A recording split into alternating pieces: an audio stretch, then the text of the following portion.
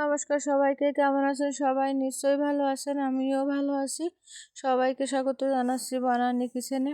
আজকে আমি রান্না করব বাঁধাকপি আর এই যে পেঁয়াজকলি। বাঁধাকপি পেঁয়াজকলি দিয়ে ব্রয়লার মুরগির এই যে মাংস রান্না করব। তো আমি প্রথমে রান্না করার আগে এই যে বাঁধাকপিটা কেটে নেব, পেঁয়াজকলিটা কেটে নেব। তো তারপরে আর কি রান্না করব। তো যাই হোক, আমার কিন্তু বাঁধাকপি পেঁয়াজকলি সব কাটা হয়ে গেছে। এখন আমি এই যে চুলোটা জ্বালিয়ে কড়াইটা বসিয়ে দিলাম আর কড়াইতে দিয়ে দিলাম তেল। তো কড়াইতে তেল দিয়ে এখন আমি এই যে তেলটা গরম হয়ে গেছে, জিরে আর তেজপাতা ফোড়ন দিয়ে দিলাম। আর এখন দিয়ে দিলাম আমি পেঁয়াজ কুচি। আমি কিছুটা পেঁয়াজ কুচি করে রেখেছিলাম, সেই পেঁয়াজ কুচিটা দিয়ে আমি একটু নেড়ে ছেড়ে নিচ্ছি। পেঁয়াজটাকে আমি একটু নেড়ে ছেড়ে ভেজে নিলাম, হালকা একটু নেড়ে ছেড়ে নিলাম। তারপরে দিয়ে দিলাম এই যে আমি একটা টমেটো কেটে রেখেছিলাম, টমেটোটা। তো টমেটোটা দিয়েও পেঁয়াজের সাথে আমি একটু নেড়ে ছেড়ে নিলাম। তারপরে আমি দিয়ে দেবো এই যে রসুন বাটা আর আদা বাটা। আমি একসাথে রসুন আর আদা বেটে রেখেছিলাম, সেটা দিয়ে দিলাম। দিয়ে আমি কিন্তু একটু পেঁয়াজ, রসুন, আদা, টমেটো আমি কষিয়ে নিচ্ছি। তো আমি কিছুক্ষণ কিন্তু এসব কষিয়ে নিলাম। তো এখন কিন্তু আমার এই যে পেঁয়াজ, রসুন, আদা, টমেটোটা কষানো হয়ে গেছে। এখন আমি দিয়ে দেবো এর ভিতরে মাংসটা। তো মাংসটা দিয়ে কিন্তু আমি এখন ভালো করে কিছুক্ষণ কষিয়ে নেব।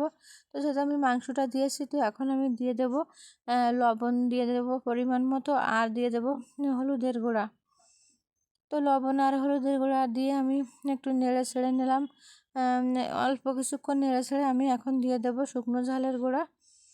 তো শুকনো ঝালের গুঁড়াটা দিয়ে দিলাম আমি পরিমাণ মতো।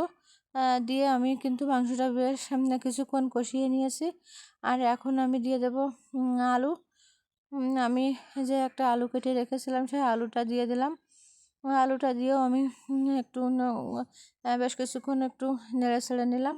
আর এখন দিয়ে দেবো সামান্য একটু জল। যেহেতু ব্রয়লার মুরগি বেশিক্ষণ লাগে না কিন্তু সিদ্ধ হতে, তো আমি সামান্য একটু জল দিয়ে দিলাম। তো জল দিয়ে আমি এখন একটু কষিয়ে নেব। এই জলটা যতক্ষণ না শুকায় ততক্ষণ আমি কষিয়ে নেব। তো এই যে আমার কিন্তু বেশ কিছুক্ষণ ধরে কষিয়ে আমার জলটা এখন শুকিয়ে গেছে। আর এখন আমি এই যে বাঁধাকপিটা কিন্তু ঢেলে দিলাম। বাঁধাকপিটা আমি কেটে ধুয়ে রেখেছিলাম, তো সেটা আমি এই যে ঢেলে দিয়ে এখন আমি দিয়ে দিচ্ছি হলুদের গুঁড়া, আর দিয়ে দিচ্ছি পরিমাণ মতো লবণ। তো হলুদ আর লবণের গুঁড়াটা দিয়ে আমি এখন এই যে ভালো করে নেড়ে ছেড়ে নিচ্ছি। সামান্য একটু জল দিয়ে আমি এখন ঢেকে দেবো। ঢেকে দিয়ে আমি কিছুক্ষণ জাল করে নেব। তো এই যে কিছুক্ষণ জাল করে নিয়ে আমি ঢাকনাটা খুলে এখন আমি একটু নেড়ে ছেড়ে দিলাম বাঁধাকপিটা। তো এই যে নেড়ে ছেড়ে দিয়ে আমি আবারও কিন্তু ঢেকে দেবো, যাতে আলু আর বাঁধাকপিটা ভালো করে সিদ্ধ হয়ে যায়। সেজন্য আমি ঢেকে দিয়ে আর কি কিছুক্ষণ আমি জাল করে নিলাম। আর এই যে কিছুক্ষণ জাল করে এখন আমি ঢাকনা খুলে এখন কিন্তু যে আমি হালকা একটু জল দিয়েছিলাম, তারপরে বাঁধাকপিতে একটু জল হয়েছিল, সেটাও কিন্তু শুকিয়ে গেছে। আর আমার বাঁধাকপি আলুটা কিন্তু খুব সুন্দর করে সিদ্ধও হয়ে গেছে। তো যেহেতু আমার মাংসটা আগে কিন্তু আমি একটু জল দিয়ে কষিয়ে নিয়েছিলাম, তো এখন আমার সব কিছু সুন্দর করে সিদ্ধ হয়ে গেছে আর রান্নাটাও কিন্তু আমার হয়ে গেছে। আর এই যে বাঁধাকপিতে কিন্তু এখন আর কোনো জল নেই, খুব সুন্দর করে রান্না কিন্তু হয়ে গেছে, দেখলেই বোঝা যাচ্ছে।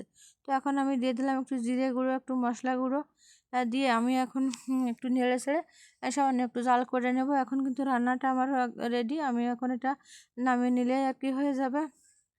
তো ভিডিওর এই পর্যন্ত এসে যারা এখনও লাইক দেননি তাদেরকে বলবো লাইকটা দিয়ে ভিডিও দেখবেন।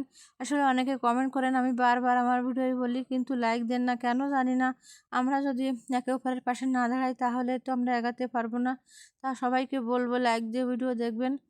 আর নতুন বন্ধুদের বলবো আমার চ্যানেলটিকে সাবস্ক্রাইব করে আমার পাশে থাকবেন।